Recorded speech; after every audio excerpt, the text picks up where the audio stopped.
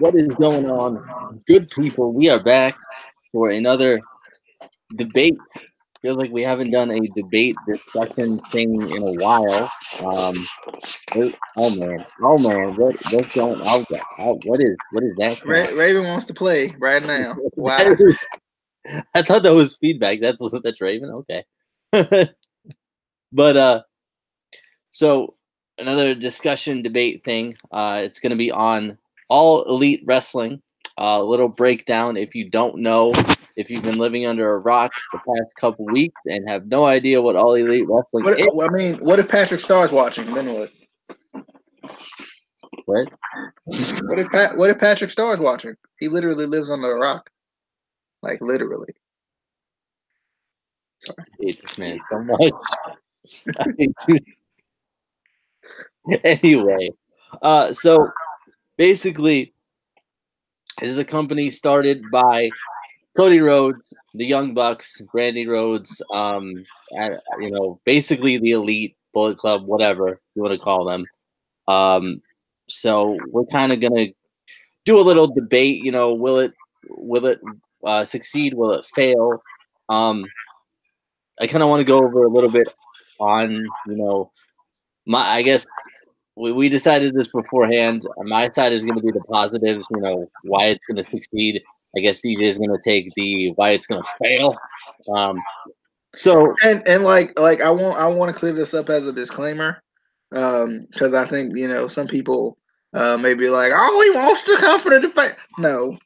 No, I think there's always both sides to the story, and it's one of those things where we want to just bring it up. We want to we want to kind of give light to both sides, because if we just sit here and agree that it's gonna be the greatest thing ever, then who'd want to watch that? So we're trying to bring the entertainment value, I guess, a bit.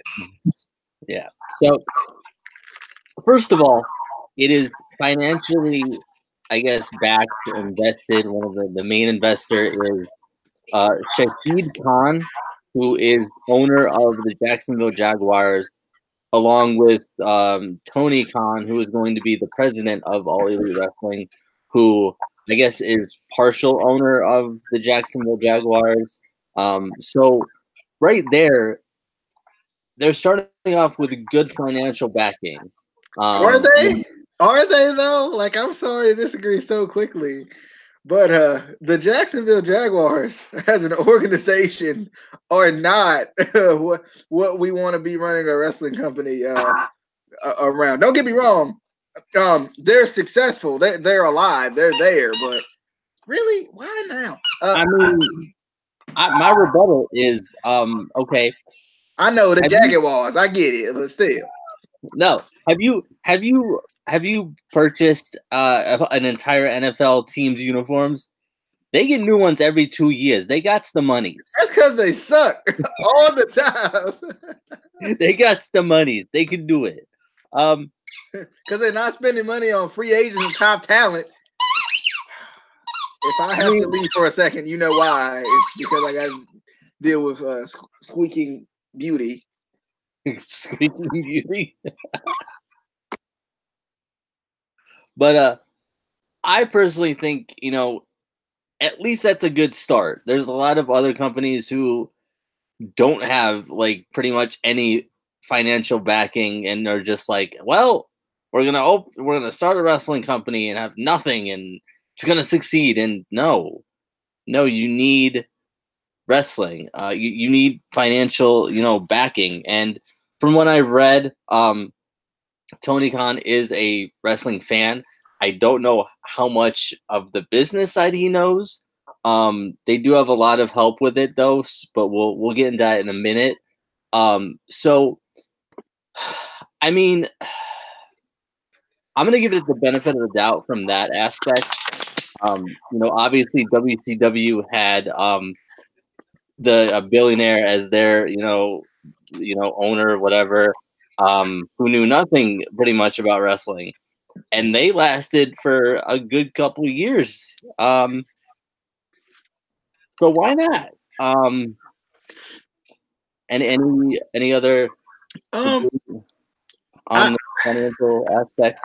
And I think, like you said, that's a good start because it allows you to, bring in talent, and we know how much certain talent can kind of take up as far as like on your in your pocketbook, on your payroll, as they would say. But it really just depends, and I think it's easy to say they have the financial backing initially, because if I open up a restaurant, from day one, I'm good financially. I just open it up. So let's see what exactly they can do. I guess, can you give us, like, because you have a little bit more of the information I think than we do. What's like the overview, I guess, of AEW? Like what's because I know Cody Rhodes and the Young Bucks started it. Like what's the talent base right now? Do they have like a goal in mind? Is the goal to compete with WWE, or is the goal to kind of just have another alternative? I don't know. I haven't seen too much about that. What is that sound? Is that okay? Anyway, I don't know if it's really to compete with WWE or just to give another alternative. I don't know. Because my question is, if I personally, this is just me personally, I don't think it makes sense for all of them to come together as one big kind of entity if the plan is not to at least try to get WWE to step up their game in some way, be some sort of competition to WWE. I think it's a waste of time. And the reason I say that is because Ring of Honor's there. You have your bigger indie promotions. Ring of Honor being, I guess, I know we say technically Ring of Honor is not an indie, but indie style, I guess you could say. Ring of Honor, New Japan does what they do and stuff like that. So, like, with those two companies being there and they collaborate a lot, my thing is, I think it's almost a waste of time to have this alternative that is basically all of these people coming together when they could already do that under an umbrella that's already created. Well, I don't know. I don't think it's completely all just like, oh, we got to compete with WWE. We got to take the big dog down or whatever. But if you've ever watched, their YouTube show Being the Elite, they always take jabs with WWE. WWE had a cease and desist on them doing the Too Sweet. So WWE knows they're there, So I think, I don't know if it's initially right out of the gate going to be, oh, we're competing with WWE, we're taking them down. But I think over time, that's the long-term goal, is to be that competition. Now, my biggest question with that is how will this, all elite, I guess the development of it is what I'm trying to figure out, because you can sell out arenas all you want to, you can go international, you can have this fan base, but I think they're gonna have to be able to stream it in some way, right? And the reason I say that is, but you got to catch those other fans that aren't the typical wrestling fan. We've talked about this before. Hardcore wrestling fans are going to watch wrestling regardless. And if this is a good alternative for hardcore wrestling fans. But my biggest question is, how are they going to draw in the casual fans? Because we've said it before, wrestling doesn't draw, right? The actual in-ring aspect of wrestling doesn't always draw. The casual fan comes in for what? The storylines, for the over-the-top characters, for and I think they would have that. Don't get me wrong. I think they'd have the storylines. I think they'd have the over-the-top characters. My thing is, if they want to succeed, I think, and as far as we're talking compete with WWE, we're talking pushing to the next level, because if they want to succeed, they're gonna have to, take some chances, and I think that's kind of been a kind of knock on Ring of Honor and New Japan and stuff like that, is they focus so much on the wrestling, but do they always focus on trying to expand their audiences? Do they always focus on trying to get more people, tuning in some form or fashion? Well, I think that,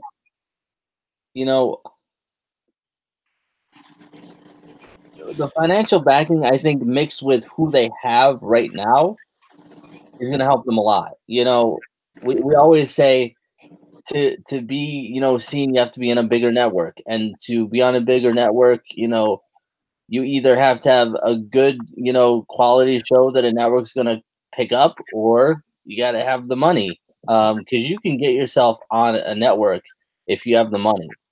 They have the financial backing.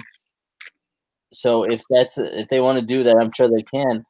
Also, they have, and I don't know what other people they're going to add to, the backstage kind of personnel, but two guys that they already have right now are Billy Gunn as a producer and BJ Whitmer as a producer. So right there, Billy Gunn, he's been in Impact. He's been in WWF during the Attitude Era.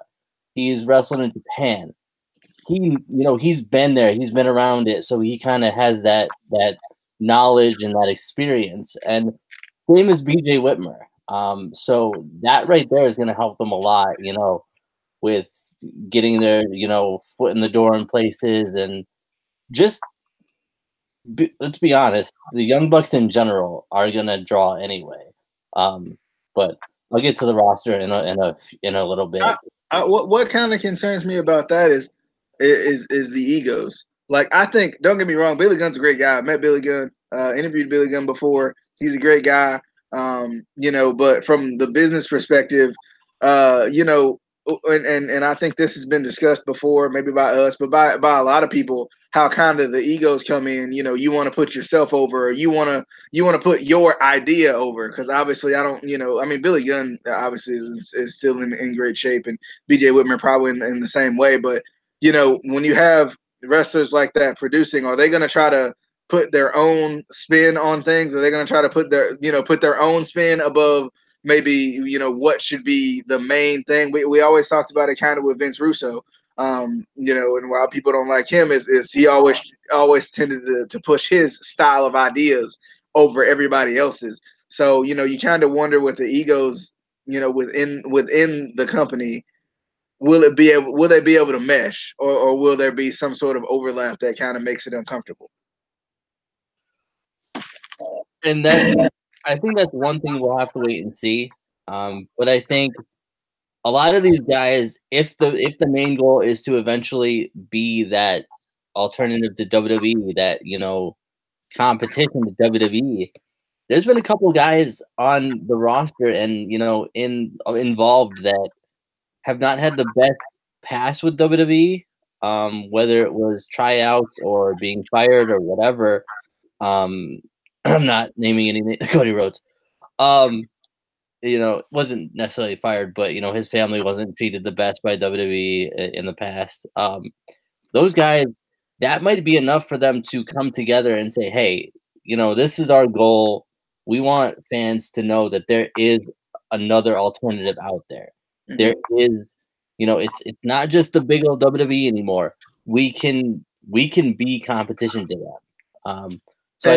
And I think too, like, that kind of brings up another point to what makes me, at least bring up points that could be negative for them. It is the goals.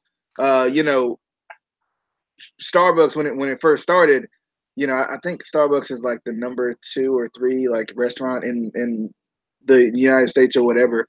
So when Starbucks first started, and people are kind of putting their stock in, and they're saying, should I really put stock into this?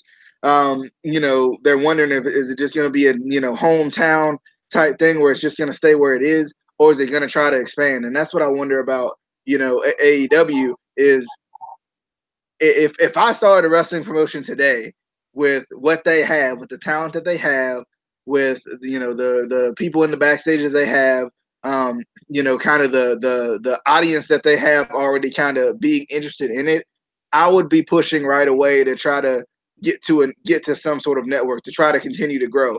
And I wonder about that, because and it was kind of like they remind me a little bit of GFW in a way. And I'm not saying GFW by any means is a failure per se. I think by their standards, by what they want it to be, they could be attributed as a failure. But I mean, obviously they're still around, they're still running, but I don't think they ever got to the level they wanted to be. But I think they remind me a little bit of GFW in that way, because I think they we don't know what their goals are. And don't get me wrong, this is just kind of first reported. This is just kind of the first scoop that we're getting.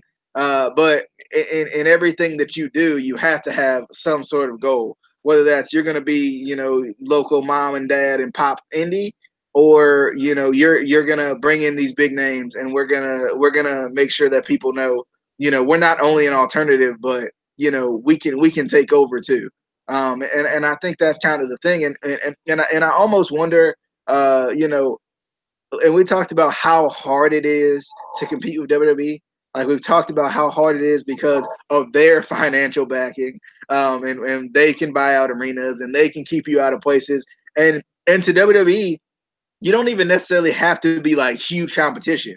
It's just like you're close to us, like it's like if you know if Bruce Blitz's show, they saw us going, onto the same website they were on, and and they talked to the guy that was over the website, and they were like, no, we don't want them on here.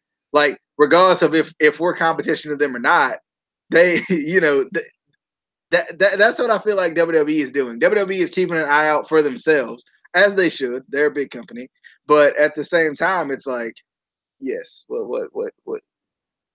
Don't give them ideas.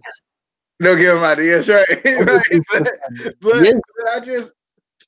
Yes. that's kind of like, I think, what WWE does. Like, WWE probably doesn't see Impact as a threat. They don't see Ring of Honor as a threat. They don't see New Japan as a threat. But you're not gonna get anywhere near me, right? You're not. If you're a coffee shop, and you're selling the same, and a lot of times it's like this: if you're selling the same menu as Starbucks, Starbucks is going to be like, oh, wait a minute now, wait a minute, you can't do that. Sorry to cut you off. I think also they didn't necessarily see them as a threat, but I think they're smart enough to see what could eventually become a threat. If you look, like, I don't think at the beginning they saw WCW as a threat, and then the Monday Night Wars happened and they were a threat. I don't think they initially saw ECW as a threat, and that built up until WWE bought them out. I don't think that's what I think it is. WWE doesn't see these companies as a threat, but they're smart enough to know, okay, if we don't nip this in the bud right now, they could be a threat. Well, and I think too, like, what concerns me about AEW is we've seen high quality wrestling based products before, right? Now, have we seen it on the level of this per se? Not necessarily. But I'd also say that Cody Rhodes and the Young Bucks, for example, being two of the biggest names, they've been in the same company for a while. And did it put more eyes on the company? Yes. Did it get to the point where realistically we thought they would compete with WWE? Not necessarily. So, I think there's been pure wrestling based companies, and I feel like Rabbit saying that particular statement, but I know there's been pure wrestling based companies that focus on the wrestling more so than the storylines. They focus on the in ring product, telling the story in ring along with the storyline to kind of go with it. And I think we've seen that before, but have we seen that to the point where it's affected WWE? Like, don't get me wrong, to a certain degree it's affected it because NXT came along, and NXT kind of mirrored that style and became what NXT is. But at the same time, the main roster, what the casual fans are watching, which I think to a certain degree is a lot of wrestling companies' target audiences because of the prior points we've made about how hardcore wrestling fans are always going to watch. I think at the end of the day, like, has it really hit that audience yet? I don't think so. Will it? It could, but historically, it just had it. Drawing power just hasn't been on pure wrestling style. Drawing power hasn't been on wrestling over storyline style to me. And they might not be competition at that point, like, because obviously WWE is more storyline based, main roster anyway, as opposed to in ring like you said. But at the same time, they're still around. Like, you know, 2, 3 years ago, you didn't see Bullet Club shirts in Hot Topic, you know? And then, like you said, Cody Rhodes, the Bullet Club blew up, and guess what? Now their shirts are in Hot Topic. People are seeing them. People are, there might be a WWE fan who goes into Hot Topic for, a WWE shirt that they have there, and they look and see, oh, Bullet Club, what's that? They look it up, or Switchblade, what's that? Or the Villain Enterprises, what's that? Right there, that's that's them kind of getting close to hey, WWE, we're here. We you got to take us seriously, and my my biggest concern, I think too, is star power, because we've named, and you have the roster in front of you, and we haven't necessarily named off the roster quite yet, but I think that's been kind of the biggest issue for other companies to come up and try to even compete with WWE, because WWE has all the eyes on it. So even guys who come in, the newer guys, like when the Shield came in, they weren't household names, but now they are. Seth Rollins, Dean Ambrose, Roman Reigns, guys like that, Samoa Joe. These guys aren't necessarily always household names when they first come in, but then that kind of WWE umbrella of the spotlight makes them that. So I wonder if All Elite will be able to have the star power. Yes, I get it. They have Cody Rhodes. I get it. They have the Young Bucks. I get it. They have other guys, but is that enough? Because is that enough? Because that hasn't always been enough to bring casual eyes to New Japan. That hasn't always been enough to bring casual eyes to Ring of Honor and bring casual eyes to their pay-per-views and the New Japan's pay-per-views. So I wonder, will it be enough? And you can I guess read off the roster so I can kind of maybe I can get a better understanding of the star power that they have, because I don't know right off. I really don't. Okay, let's go over the roster. We're gonna start off with the weakest link, and then kind of build up. The weakest link is this Hangman Adam Page. That's the drawing right there. That's the draw. That's what they need to build around right there. Brandy Rhodes, obviously Cody Rhodes' wife. She is going to be also the chief brand officer. So then we have Britt Baker. So right there, starting off with a decent women's division, if they have an actual women's division. Chris Jericho is involved in there, which that one kind of confuses me a little bit because, Chris Jericho has been doing a lot. He's been in New Japan. He had his cruise not too long ago, but then also, from what I heard, he's still on good terms with Vince McMahon. So it's like he's the kind of one. I'm like, where is he?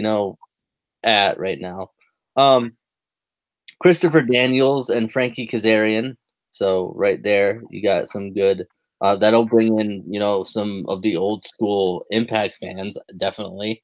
Cody Rhodes, the Young Bucks are all executive vice presidents, along with being in ring. We got the bad boy Joey Janela, who is a big indie star. So that'll bring the a lot of the indie fans in there to check it out, along with Penelope Ford, who is with him. Maxwell Jacob Friedman, another indie guy that a lot of indie fans will definitely want to come in to check out. Scorpio Sky, who is in a faction with Frankie Kazarian and Christopher Daniels in Ring of Honor. So you got him. And then I don't know if you ever heard of this guy. Kind of a big deal. Pac, I think, aka Neville.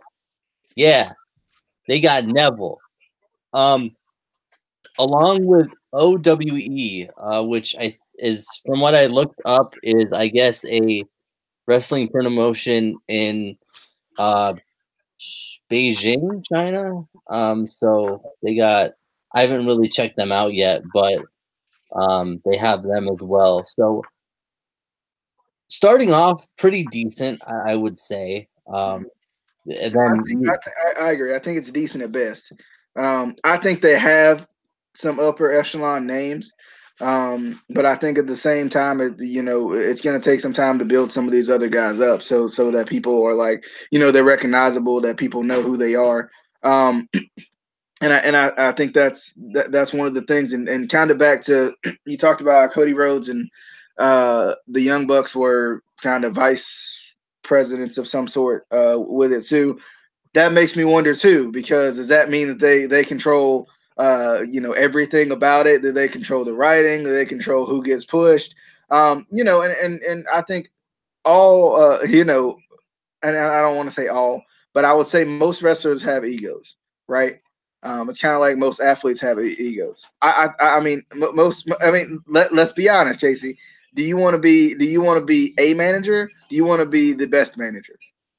You or want to be the the best manager. You want people to be like, you want to be the draw. You want to be the guys like, man, this was a good show, but Casey, I'm telling you, or whatever your ring name is. I don't know what your ring name is right offhand, but you want to be the draw. You want to be the guy where they're like, you know what?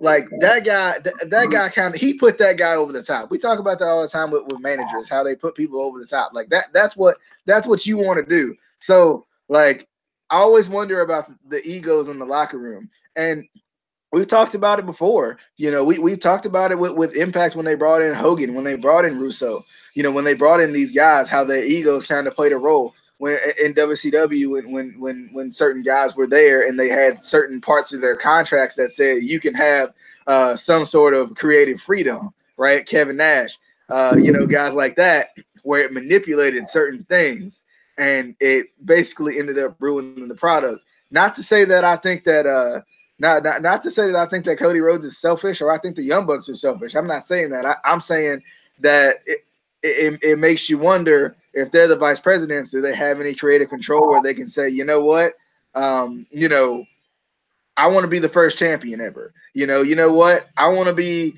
the 16-time AEW champion. Like I only want, and that comes back into talent too.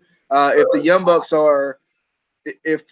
Bucks are vice presidents in some sort, and they have these big name tag teams they want to bring in, but they say, "Oh, I don't want to work with the Young Bucks," then I think that brings in another layer and another issue that could be problematic. And it all depends on how much control they have. We don't know. I don't know. I'm just throwing things out here that could be problematic if they're not careful. but then at the same time, from what I've seen of the Young Bucks and Cody Rhodes and all them, I don't think they would be like that. I think, obviously the Young Bucks are in the wrestling business entrepreneurial geniuses. They had the chance to go to WWE. They made more money on the independents with their merchandise and with their bookings than they ever would have made in WWE. So right there, I don't think they're already set with like merchandise and bookings and things like that. I don't know if they would be like that. Same with Cody Rhodes. As far as like bringing talent in that wouldn't want to work with them, again, I think that they are big enough names and they're well enough known in and respected in the business. I think that they have enough friends in the business that would want to work with them that they could make a big roster with but then again, we don't know how big the roster is going to be. It doesn't have to be a huge roster. You don't necessarily need a roster like WWE has to have a promotion. I Mm-hmm. mean, WWE has more wrestlers than they know what to do with, and half of them they don't do anything with. Well, and I think too, it just depends because, um, I think this is the main reason why certain guys from WWE who are underutilized, who don't always get used, um, you know, that independent grind, I think, from the outside looking in, for me, can be tough. I think that independent grind can be tough. I think, for the love of the business, you'll do it. But and I've always said this. Would I rather be making less money? You on both hands, you're doing what you want. You're doing what you love to do. But would I rather, for example, if I'm a JBA player, would I rather make less money at the JBA, but also be able to, coach my rec team and play for the G League, play for halfway play for a team on the NBA, sit on the right bench on the NBA. Like, would I rather do?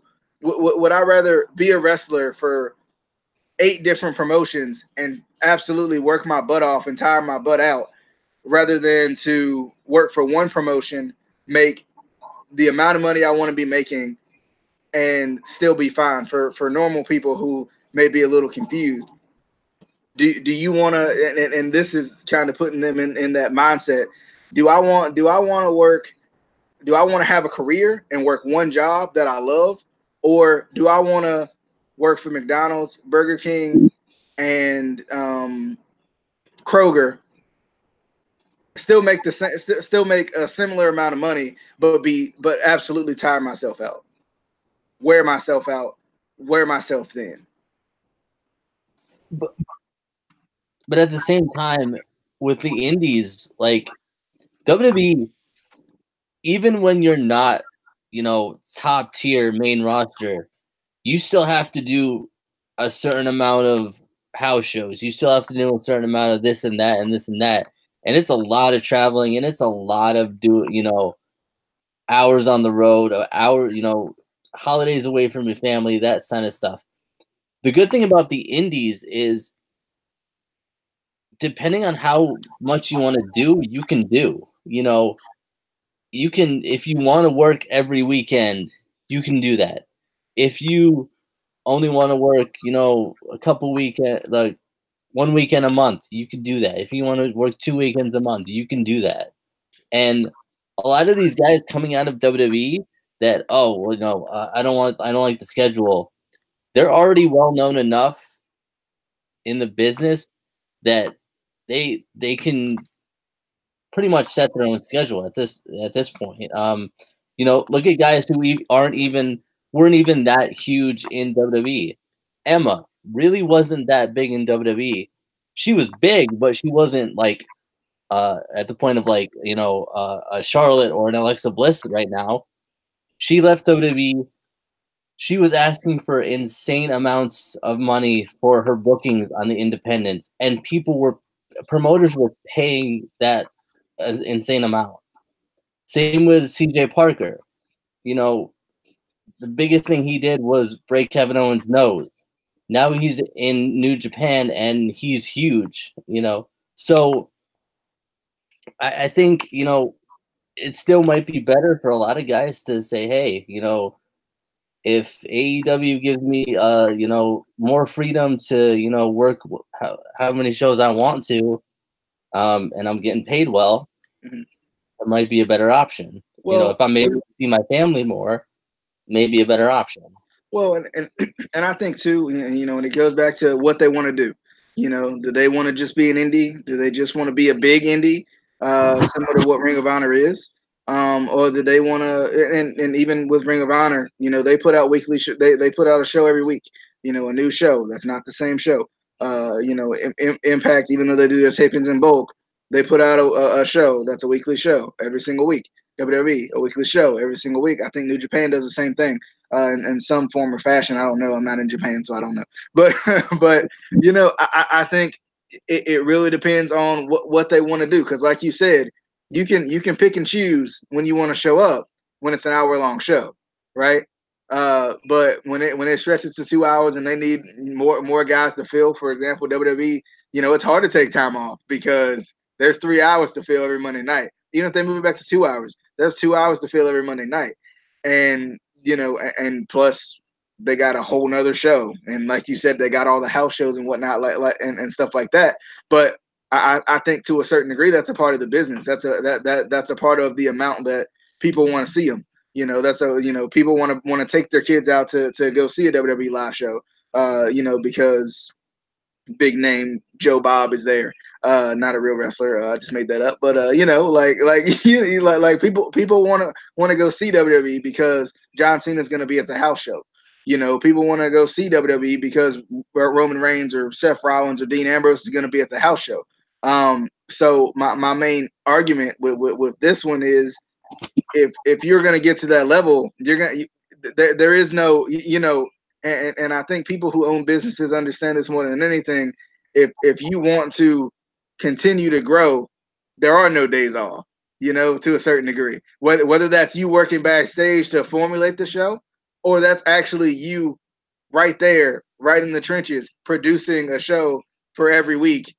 And then, oh man, we can make more money if we do a live show in Las Vegas. So let's go do a live show in Las Vegas along with our weekly show.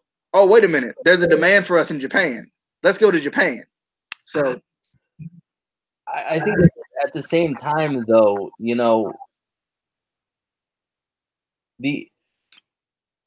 and this is coming from, my trainer likes to teach us all aspects of the business, and that includes shows and booking and things like that. The perfect, area you want to shoot for in length of a show is an hour to 2 hours. That's a perfect right there. You don't really want to go higher than that. You don't want to go because it's too much. If you go any lower, you're not really giving your fan base what they, bang for their buck. And so for like a 2-hour show, typically about 5 to 7 matches is about a good, good idea. So right there, if you have a 2-hour show, 5 to 7 matches, you don't even have to have the same guys on every week. That's one thing that we complained about WWE all the time is, we get the same guys every week. Other guys aren't getting a chance. So, you could have I don't know why you'd want to do this, but you could have Hangman Page have a match this week. He doesn't necessarily have to have a match next week because if you have enough people, you could rotate your roster enough that, we're not getting, oversaturated with, the same guy over and over again. Or, I haven't seen such and such, who is my favorite wrestler, in weeks, so you don't necessarily have to be there every single week, depending on how they do their tapings. If they're doing their tapings like, Impact, or if they're doing it live, that's another thing is, how and I think if you're pushing to compete, you want to do it live. I think live TV or live streaming, whatever you want to do, is always the best bet. Because I don't think there's anything like a live audience. Because it's easy. Like, we talked about this before, especially the way wrestling shows are set up, and I think the way attention spans are set up, just in general with any show. For example, the Herd. It's easier for me to look at the clips from Facebook on the Herd, the 5 to 10 minute clips on the Herd, rather than to watch the whole 3 hour broadcast, right? So so there's nothing like that live that live audience, because there's just nothing, I don't think there's anything like live TV or live streaming, that streaming audience. I think, and we talked about it before, that it leaves rooms for spoilers. If it's not live, especially with wrestling's a little bit different than I think any other beast. It leaves room for spoilers, leaves room for people to get disinterested when it's not live, because it's not as spontaneous, I think.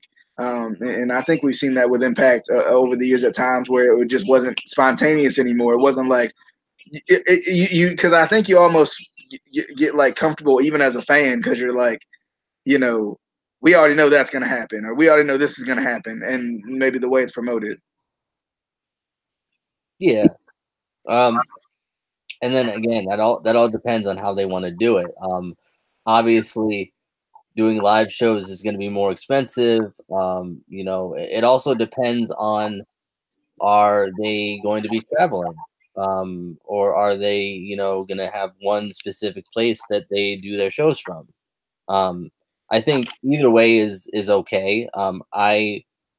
You know, I've watched shows like, you know, back in the day, Impact was always at the Impact Zone, and I never had a problem with it. I mean, they still did house shows and stuff like that, you know, across the country, which, you know, is an added expense, but I never had a problem with them being in the Impact Zone. So, you know, it all really depends. I think there's more, you know, we just have to wait, then and then figure out. I think too, you know, and this is kind of one of my, I guess, final points. I don't know how much longer we want to go on this discussion because I think we want to, you know, kind of see what happens and then probably revisit this. But I I think if you're all elite, you want to stream somewhere, right? If you want to make it completely internet based, completely subscription based, or something like that, that's fine. But you want to stream somewhere, and I think, don't get me wrong, I think streaming to a TV network is great, but I think if you're a wrestling company in this era, you have to be streaming something on the internet, whether that's highlights, whether that's match clips, whether that's promos. Something has to be streamed to the internet because, and we talk about this with the TV station that I'm at right now. We're a smaller TV station, but I can stream something to Facebook, and somebody from Idaho can watch it just because their second cousin, first removed, is playing the game that I'm commentating on. So it takes out the reach factor. You know, it takes out, you know, there's unlimited reach on the internet, whereas with TV you only got but a certain audience. Like, I mean, we talked about it with Impact before. You know, Pop TV or Shoot now that they're on now gets in this amount of homes. That's it. Yeah. So that's why I think they push their YouTube channel so much lately, especially was because if you can't watch the whole show, at least, you know, you can see what's going on. You can see what's happening. You can still keep up. And I think if All Elite wants to, and I'm still coming from the umbrella that they want to compete. They want to be, if not at the top, close to it, fighting for it, scrapping for it. I think they got to be streaming somewhere. And I think online is a great resource. And even if you just start online and then you go to TV, you start online so people can see it. And then once you get the audience online, you say, all right, we're going to take it to TV and we want you guys to watch it here. And I think if you're All Elite, do what Impact hasn't done. And I hate to say hasn't done because I don't know. I'm not in the meetings. I don't know. But do what Impact has failed to do and get on a nationally recognized network. Why did they get so many viewers on Spike TV? Because that many people could actually watch them on Spike TV, right? Like, there might be still the same amount of people that want to watch you, but if I can't find you, or if I can't see you, or if it's an inconvenience for me, I'm not gonna do it. And that's what I was trying to say the other day. Even going on like a website that streams wrestling, like Fight's a great one because the promotion that I'm training with, thanks to Jeff Jarrett, we had a Jeff Jarrett seminar a couple months ago, and he liked what we were doing, and he helped us get a deal with Fight. So now our monthly shows are going on Fight, and we're getting not only people in the U.S. watching our show, we're getting people all across Europe and a bunch of different countries watching our show. So if a show like Impact got on Fight, or if AEW got on Fight, or any other streaming site, that could get you a lot of views because a lot of people, you know, use those because, like I said the other day, we're just getting into, and I know there's going to be guys like Rabbit who's going to be like, nope, nope, TV subscriptions are still you got to be on TV. Rah, rah. It's just a fact that the world is moving towards mobile. Everybody's watching things on their computer, on their tablet. on their phone. Um, you know, my friend John said, he goes to a website where, on his phone, where you can watch any NFL game in any market. People are just using, because we're on the road so often, on the go. It's great to have a nice big screen TV, but you're not always home to watch it. What do you always have in your pocket 90% of the time? Your phone.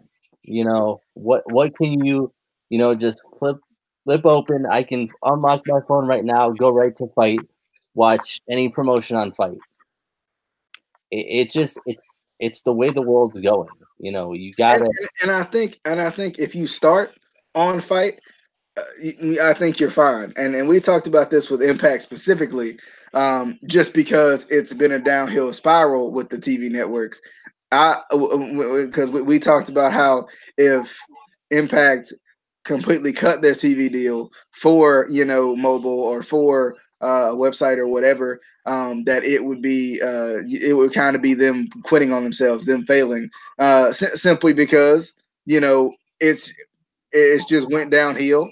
And I guess to a certain degree, is it failing or is it adjusting? Is it failing or is it saying, you know what? People aren't watching on TV like they used to anyway. We can even look at WWE and say people aren't watching on TV, like they used to anyway. But the YouTube numbers, they're pretty good. So you know what? Maybe we'll push more for a little bit of a YouTube Live. Maybe we'll push more for our subscription-based service, which is GWN. Maybe we'll push more for Fight. Whatever it may be. So Even putting your pay-per-views on there. What did WWE do? They put their pay-per-views on the WWE network from day one. What's what's better for you in the long run? Paying $60 a month for a pay-per-view, or paying $9.99 a month and getting that same pay-per-view and tons of other pay-per-views and more content? This is and the thing is, and the thing is, we you can control, on your own network, you can control what plays. If you don't want an Impact Wrestling commercial playing in your WWE pay-per-view, well, if it's on your network, it ain't going to. It's not gonna happen. So that's kind of a thing I always think about too. Like, you can control what's on your network. And I think, we talk about, how WWE, the network's $9.99, and how we're kind of spoiled to that. But, to a certain degree, WWE, like we said, is a multi-billion-dollar company.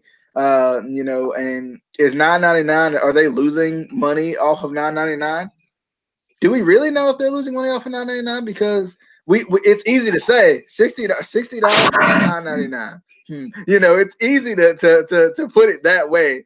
But at the same time, how much were they paying Dish to put it on as pay-per-view? How much were they paying Comcast to put it on as pay-per-view? How much were they paying DirecTV? That's three different networks that you're trying to get your thing on. So and then and I think WWE is eventually going to be doing this anyway. I think I saw discussions about it or whatever. You can do that base $9.99 a month. You can do other tiers that add more content. Like I said, I think WWE was thinking about doing that, or is going to be doing that. So, you know, you could give more people more content at a higher tier. That gets you a little bit more money. Say I want to get more content, and you offer it to me for $14.99 a month. It's the same thing as like Netflix does. You could do the base $7.99 a month, and have I forgot what they offer on the base one, or you can do the $9.99 a month, and you can watch on two screens, or you can do the $14.99 a month and be like four screens and HD and all this stuff. This is something that they could do if they went to their own network, or to something like that. But any other thoughts before we? I think we're just gonna let this kind of develop, and we'll see. We'll see what happens. We'll see how it goes. And I think we said this about GW too. We were like, well, let's let this develop and see where it goes. We saw where that went. You know, and like I said, I just wonder about the drawing capabilities. That's my biggest concern is even for AEW, even, you know, and you know, hardcore wrestling fans can come with me all they want to and tweet me and whatever you want to do about how, you know, message me on Facebook, stalk me, whatever, about, you know, oh, well, they got Cody Rhodes, they got the Young Bucks, they got BJ Whitman, they got all these people, they got Billy Gunn, he's a producer, you know, that you can say that all you want to, but you know, when it comes down to it, how do you get the casual fans to watch, right? How do you get the casual fans to watch? Did I miss one? I missed somebody, didn't I? They got Chris Jericho. That's all they need. Chris friggin' Jericho. That's right. Dang it. Why do I keep forgetting him? But you know, Chris Jericho too, right? But like, you know, at the end of the day, like we said before, it's a revolving door. It's a revolving door. Cody Rhodes can win the world, can be in some of the best matches. Chris Jericho can be in some of the best matches. But who are their opponents? Who are their opponents? Who's gonna make me say, you know what?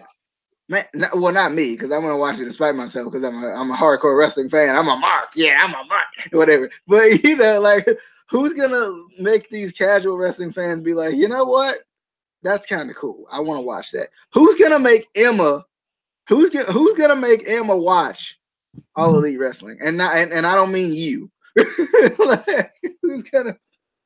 This man clearly don't understand. Chris Jericho is the Ayatollah. Oh, right. I think I just made the list. You just made the list. All right, but that's gonna wrap up our discussion on AEW. Like we said, we're just gonna have to wait and see how things go. You know, what they decide to do. So we had another discussion coming up. I cannot remember what it was, even though we talked about it last night. And DJ said he wrote it down. He probably didn't. I did. I wrote it down. I just don't remember what it was. It was about WWE doing enough to keep talent and doing enough to help talent. Those are two separate discussions, but True. We'll have that out eventually. I think tomorrow night we're going to be doing the review on NXT Takeover UK Blackpool.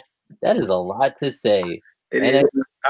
NXT, I wish they would have called it something else, right? Like, I think like Takeover just feels specific to NXT, like normal NXT. I wish they would have called it something else, like not Takeover, because they're killing me. Oh, you know, overtake. NXT Overtake UK. We also got to do Impact too. That's another thing we have to do within the next little bit. So we'll have that up.